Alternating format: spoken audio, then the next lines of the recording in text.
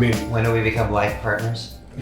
we met each other through a gentleman that was tattooing the both of us. I had a job right across the street from the tattoo studio, and we were both clients of the tattoo artist, and Josh was getting tattooed one day, and I went over there. I would spend my break time at the tattoo studio just hanging out, and that's kind of when we met, and decided that maybe we'd try to write some songs together. And then from there we had a chemistry together writing songs, so then we got a few other people involved and started a band and got a record deal and made a record. Started like that. Pretty much a rock cliche, indeed. Very much a cliche, but a proven formula.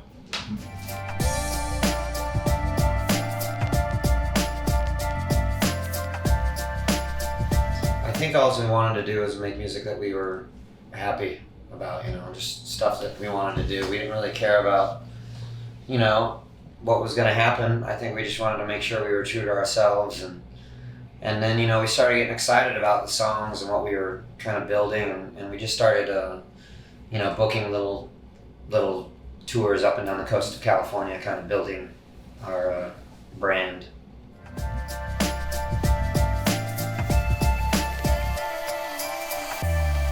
Well, there's a couple of stories about the name. Yeah, When we were first playing shows, there was this transvestite character named Buckcherry that that fancy Keith and used to bum cigarettes off Keith. And then, we didn't think much of it because our band was called Sparrow at the time. And then when we were in making our first record, our record label told us we had to change our name because of copyright issues and stuff. And at that point in time, Keith was reading a book on Chuck Berry's life. And he can tell that story. And there was an interview with Chuck Berry where he basically said, record labels can do whatever they want if they think they're going to make money off you, like turn your name inside out, like Buckcherry. And I saw that, and that with the transvestite, and it all just kind of came together, and we said, fuck it, let's just call the band Buckcherry, one word, and we all got excited about it, and there you have it. That had been after a long time of playing the name game and not being able to decide on anything. So at that point we were like, it's meant to be, let's move on,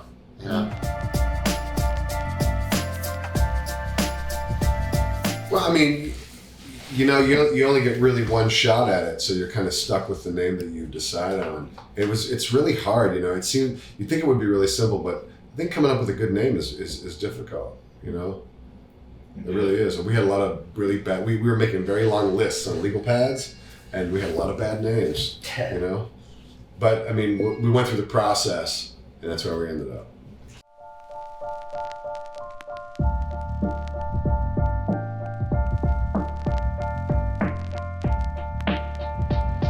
I think we had been in so many bands that I remember specifically Josh and I getting very excited about the fact that we made a record, it was actually going to come out, and it has shrunk wrap with our artwork on it, and just picking it up. I mean, that right there, we were just so excited to get to that point that any of the success that happened after that, I think was, of course we wanted it the longer we were around, but we had pretty low expectations because we'd been in so many bands, and we'd seen so many bands get signed and make records and disappear that, you don't want to set yourself up for heartache, but we were willing to put in all the work it took to make it as successful as it could be.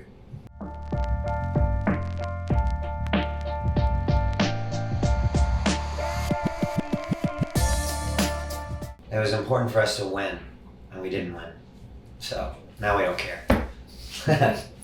It's always cool to be recognized for, songs that you created from the ground up. I mean, that's what you dream about, That's what, when you're in a dark rehearsal room bashing it out and it gets to that level, it's pretty special. So yeah, we were into it. I mean, I used to think that it was really a genuine kind of award based on people really enjoying the music and thinking that's worthy. And now when I look at the kind of people that receive awards, the kind of people that are inducted into the Rock and Roll Hall of Fame, it's not necessarily, I think, a reflection of what the public really is into. I think it's a reflection of the people that control those entities, whether it's the Rock and Roll Hall of Fame or the MTV Music Awards or any of those awards or the Grammys. I don't think it's necessarily an accurate reflection of what people are really thinking deserves it. It's based on a board or a committee, a small group of people that actually vote on that. So it's a little disheartening in a way, but it hasn't changed the way we approach our music and what we do, you know, and the goals that we have. I mean, we still want a Grammy and we want to get into the Rock and Roll Hall of Fame and all those things, but you have to temper that a little bit with the realization of what it actually takes to make that happen.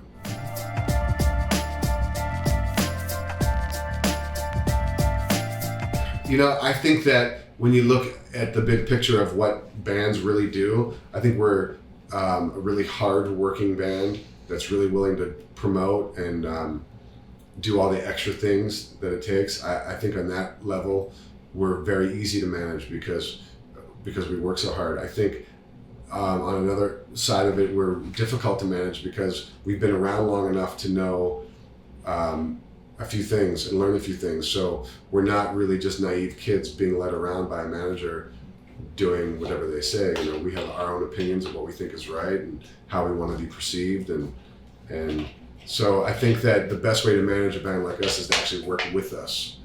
And that's the situation that we have now. We have a real synergy between what our manager thinks is right and what we want to do, and we all discuss it and agree on a plan to move forward.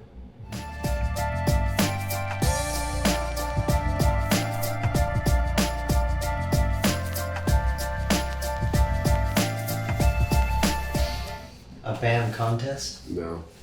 Like what kind of band contest? I don't know. Like a battle of the bands or anything like that? No, we've never. It's not your kind of thing. Because most of the bands. No, we kind of created our own empire. There was no one really on our island Yes, we when were. we started.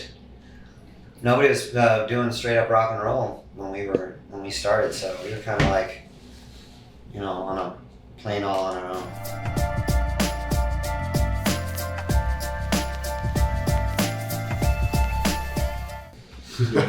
I can, yeah. My first live gig, you mean that we performed or that we saw? No, you before.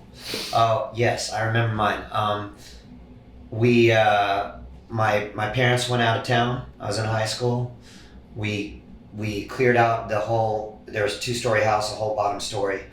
And we basically set up in the living room and we got a big keg of beer. We charged $3 at the door and we played in my living room. And I remember we made the backstage the garage. And we tried to make, you know, we tried to be as rock star as we could. Like we're getting ready in the backstage and the whole place is packed. And there was a fight and shit. And it was a lot of fun. I remember Rock and Roll, Led Zeppelin's Rock and Roll was the first song I sang live. What was your parents saying when they come back? Nothing, man. They didn't even know what happened. We did it real professional. Thank you. Awesome. All right.